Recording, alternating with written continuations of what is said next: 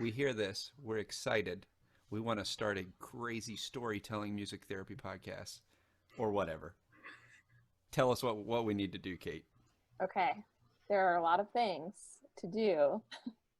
I think the outline that we just kind of went through, figuring out what you want your podcast to be. Do you want it storytelling, discussion, interview, educational?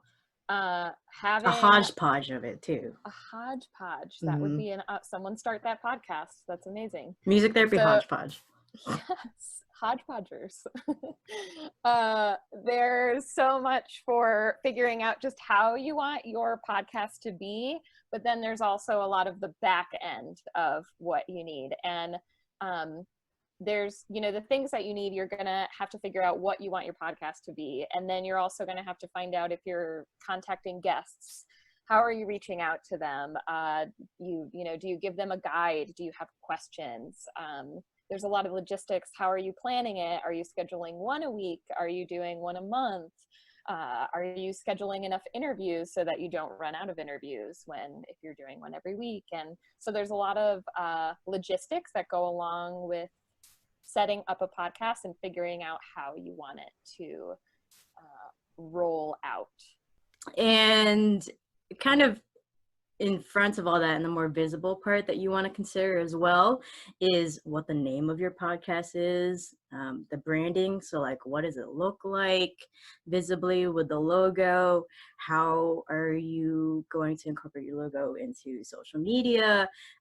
Also the music intro, if you're going to have a music intro, because usually that is what catches the attention beforehand and kind of acts as a way of centering people before they listen to your entire conversation, whether it's 15 minutes or 2 hours. And then also the voices that you're wanting on the podcast. So if it is yourself and the person you're interviewing, or just yourself talking about different, research studies or your different thoughts, or if you want a group of people as well. And each of those have their own intricacies. I know with having a group of co-hosts, it can get a little difficult with scheduling everybody and as well with editing. So you have to carve out time for the recording and for, after recording, trying to make sure everything sounds good together. More time than you think you need. Yes, way more time. Yeah. So there are a lot of upfront costs to be aware of as well for hosting your podcast. And there can be other costs as well if you need to get a microphone or different kinds of equipment to get started. And I think too, there's a lot of that time that goes into that too, is if you're doing it alone, then you have to put all of that time into it, versus if you're working with a group of people and you can kind of split certain things up. So there's a lot of different things that go into getting it started. And that's something else that, Chris and I put that PDF together that people can check out.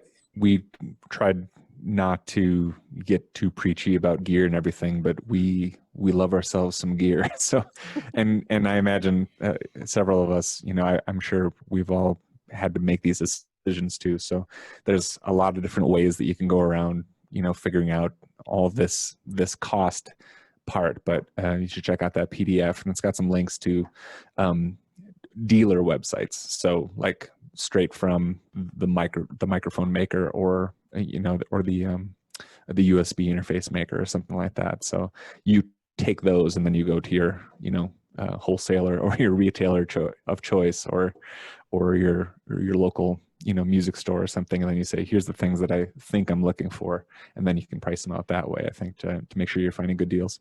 Mm-hmm. Easy to feel like you need to buy, you Google what do you need for a podcaster, and you buy a $200 mic, and you need XLR cables, but like a gold-plated mic that's right in front of your face right now. That's something that you'd think. Actually, a cheap microphone. Yeah, it just looks just good. Made out of your tears. No, but really, for most of the stuff, it's one of those, you can start with a lot of the cheaper stuff, and you'll outgrow it if you need to outgrow it. If you want to use Audacity or GarageBand, which are, simple, what they call digital audio workstations, or DAWs, you from there can use, you're not going to need that many functions anyways in a podcast. You might want to use compression, you might want to use EQ, but other than that, and limiting, maybe you don't need to use that many tools. And Kate's shaking her head because she's like, yeah, I don't use any of those tools. I just wrote down DAWs. I was like, oh, that's what DAWs are. Yeah. So you can start with the simple stuff, and when you're ready to outgrow it, you can outgrow it. But the difference between a lot of podcasts and putting out commercial music is it's a lot easier to control all the variables of talking. All the variables that go into putting out something that sounds not like it's home recorded music require more effort. But, Billie Eilish is super famous, so they did that in their house. So, you can bedroom recording station. Podcast. Yeah, you can probably start a podcast if Billie Eilish can basically be Grammy nominated.